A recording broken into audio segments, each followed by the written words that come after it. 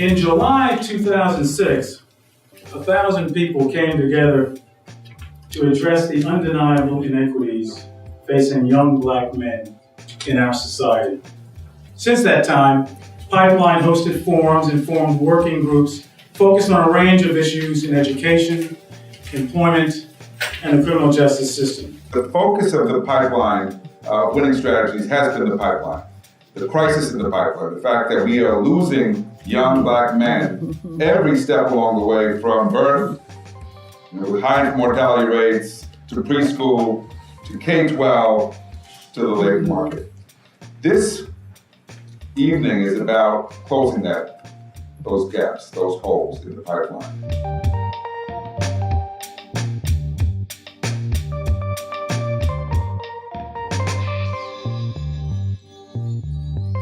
Not only are there questions of fairness and equal opportunity that we need to consider today, but then when we think about where we will be as a country 30 years from now, it is a matter of, I would say, national security. The inevitable browning of America, if it continues apace and current median incomes of minorities remain at 60% of whites, the impact on the U.S. economy, GDP growth, and America's world leadership are fundamentally threatened.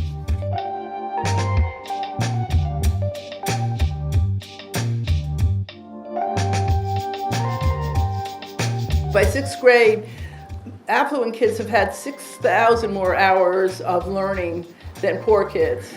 And affluent families have spent $90,000 more dollars than poor families. And that number is getting larger, that the distance is getting larger and larger. And that starts a whole pattern that could be easily addressed through quality early childhood experiences. And so that's part of the reason why I think this initiative that the mayor has been proposing is so critical.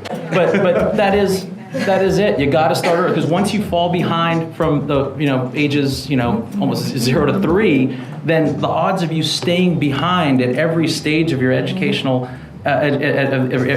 process are very high. Absolutely. And it's unfortunate. So that's some of the craziness you have when you look at what we call collateral consequences, which implies that there are these short-term things that are attendant to your arrest and conviction. In reality, a lot of these consequences are lifelong. Even if an individual wanted to come out with an entrepreneurial spirit, depending on the state and city, there are all kinds of barriers to being an entrepreneur, which is so cuts against the grain of who we are as Americans.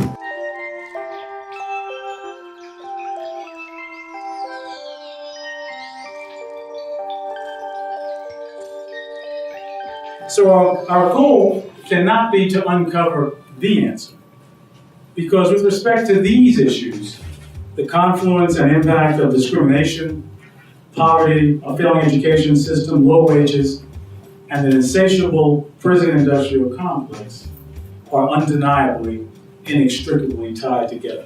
Kids who go to after-school programs attend school more often, they do better, they get better grades, they get into less trouble. We essentially developed a model that is designed to keep students in school longer through the school week, as well as on Saturday for a few hours. We started a new initiative which we're calling Middle School Extra. And in 20 schools, every sixth grader is going to school 2.5 hours more a day. And they get supper, they get an hour of enrichments, and an hour of academics with a real focus on literacy. We think that the mentorship is a big part of making them believe what is possible for themselves. We don't see it immediately, but the money we're spending now to incarcerate young people is money down a hole that is not even changing the lives of most of those young people. For every dollar invested in prison education, there's a savings of $3 to $4 in terms of 3-year reincarceration cost. There's a 43% reduction in recidivism in terms of people not going back to prison by providing education in prisons. I think you got to look at that. The money is here in New York City. We have a great advantage over many other areas because of the resources. The question is, how do we get the word out that there are strategies that work that have to be invested?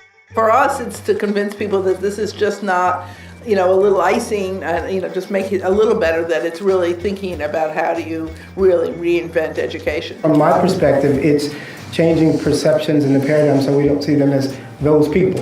We believe that you pay your dues, you make a mistake, pay your dues, and then you should be able to get on with your life.